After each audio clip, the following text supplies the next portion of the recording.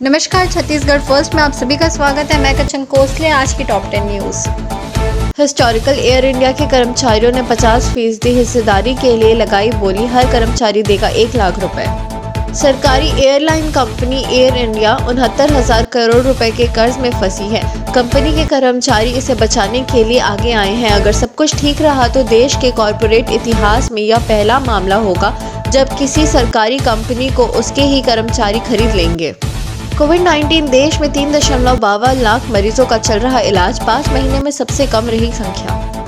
स्वास्थ्य मंत्रालय ने बताया कि 18 जुलाई को 3,58,6902 लोगों का उपचार चल रहा था।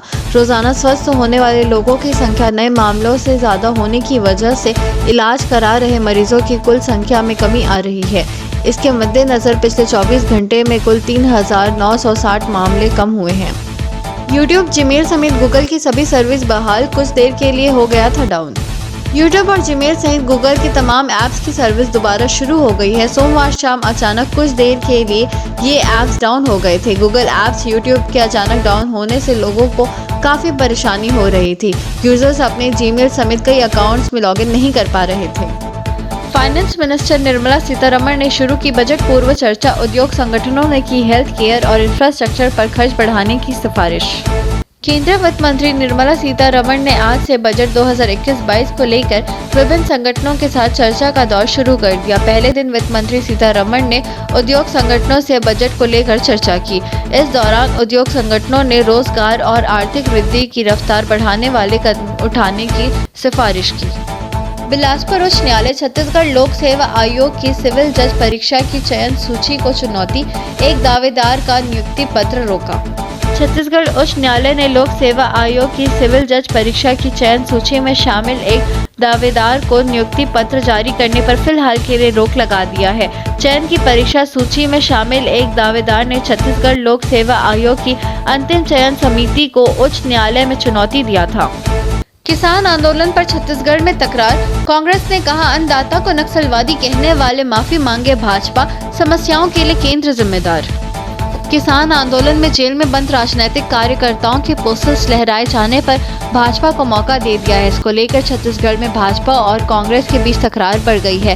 भाजपा के वरिष्ठ नेता और पूर्व कृषि मंत्री बृजमोहन अग्रवाल ने सोमवार को एक प्रेस वार्ता में सवाल उठाया, किसान आंदोलन में अर्बन नक्सली और नक्सलवादियों के पोस्टर्स क्यों लहराए गए। मुख्यमंत्री श्री भूपेश बघेल ने सरगुजा जिले के लिए की अनेक घोषणाएं। मुख्यमंत्री श्री भूपेश बघेल ने आज सरगुजा जिले के मुख्यालय अंबिकापुर के राजीव गांधी स्नातकोत्तर महाविद्यालय मैदान में विशाल आम सभा को संबोधित करते हुए जिले के विकास के लिए अनेक बड़ी घोषणाएं की।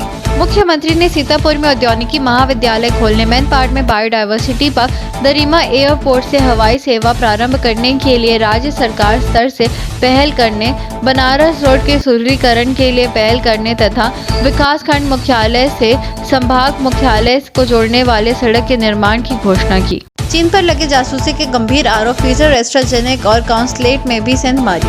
एक रिपोर्ट में खुलासा हुआ है कि चीन ने ब्रिटेन और अमेरिका की बड़ी हथियार company, bank, pharma company, consulate और यूनिवर्सिटीज में भी अपने जासूस छोड़े हैं।